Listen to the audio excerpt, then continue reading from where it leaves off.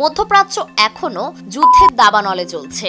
Iran ও ইসরায়েলের মধ্যে চলমান সংঘাত ক্রমেই তীব্র থেকে তীব্রতর হচ্ছে। এই উত্তপ্ত পরিস্থিতি কোন দিকে গড়াচ্ছে তা এখনো নিশ্চিত করে বলা যাচ্ছে না। এরই মধ্যে যুক্তরাষ্ট্রের প্রেসিডেন্ট ডোনাল্ড ট্রাম্প এক বিস্ফোরক মন্তব্য করে নতুন করে আলোচনার জন্ম দিয়েছেন। 17 জুন সামাজিক যোগাযোগ মাধ্যম ট্রুথ সোশ্যালে ট্রাম্প লিখেছেন, ইরানের সর্বোচ্চ নেতা আয়াতুল্লাহ আলী খামেনিকে হত্যা করা তার জন্য কঠিন কাজ নয়। এই পোস্টের পরেই ইসরায়েল আরো জোরালোভাবে যুক্তরাষ্ট্রকে ইরান বিরোধী হামলায় সরাসরি যুক্ত করতে মরিয়া হয়ে উঠেছে। সূত্র জানায়, ট্রাম্প প্রশাসন বিষয়টি নিয়ে গভীর চিন্তা ভাবনা করছে। ইরানের বিরুদ্ধে ইসরায়েলের সামরিক অভিযানে যুক্তরাষ্ট্রের যুদ্ধবিমান ও অস্ত্র ব্যবহারের সম্ভাবনা নিয়ে হোয়াইট হাউসে চলছে নিরবিচ্ছিন্ন আলোচনা। তবে বিষয়টি নিয়ে ট্রাম্পের ঘনিষ্ঠ মহলে মতপার্থক্য তৈরি হয়েছে। অনেকে ইরানের সঙ্গে সরাসরি যুদ্ধে জড়ানোর বিরুদ্ধে অবস্থান নিয়েছেন। এমনকি ট্রাম্পের মেক আমেরিকা গ্রেট অ্যাগেইন আন্দোলনের মধ্যেও ভাঙনের সুর শোনা যাচ্ছে। এই প্রসঙ্গে অনেকেই 72 বছর আগের ইতিহাস স্মরণ করিয়ে দিচ্ছেন। 1953 সালে যুক্তরাষ্ট্রের কেন্দ্রীয় গোয়েন্দা সংস্থা CIA এবং যুক্তরাজ্যের MI6 যৌথভাবে ইরানের গণতান্ত্রিকভাবে নির্বাচিত প্রধানমন্ত্রী মোহাম্মদ মোসাদ্দেককে ক্ষমতা থেকে সরিয়ে দিয়েছিল। কারণ মোসাদ্দেক ইরানের তেল শিল্প জাতীয়করণ করছিলেন, যা আগে ব্রিটিশ মালিকানাধীন একটি কোম্পানির নিয়ন্ত্রণে ছিল।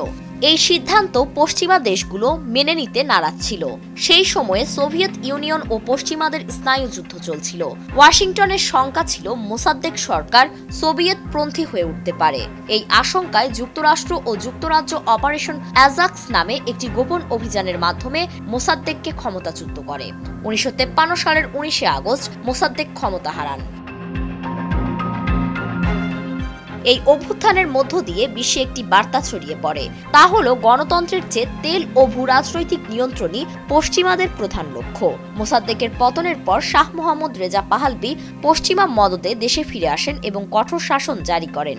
শুরু হয় দমন পীড়ন, গণগ্রেফতার ও সেন্সরশিপ।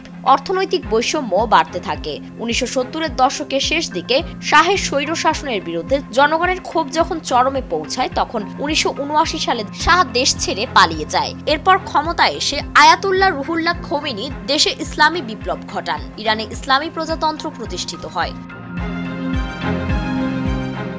খোমেনির মৃত্যুর পর 1989 সালের 4 জুন আয়াতুল্লাহ আলী খামেনি ইরানের সর্বোচ্চ নেতার দায়িত্ব গ্রহণ করেন। এখন পর্যন্ত তিনিই এই পদে রয়েছেন এবং দেশের সবশেষ সিদ্ধান্ত তার হাতেই নির্ধারিত হয়। এদিকে চলমান সংঘাতে যুক্তরাষ্ট্র শুধু আকাশপথে নয়, নৌপথেও ইসরায়েলকে সহায়তা করতে প্রস্তুতি নিচ্ছে। বিশ্লেষকরা বলছেন, 1953 সালের ইতিহাস নতুন করে ফিরে আসতে পারে। আবারও ইরানের শাসন বদলের পুরনো পরিকল্পনা করতে শুরু করেছে যুক্তরাষ্ট্র। ফারিন রহমান প্রীতি, নয়া দিগন্ত।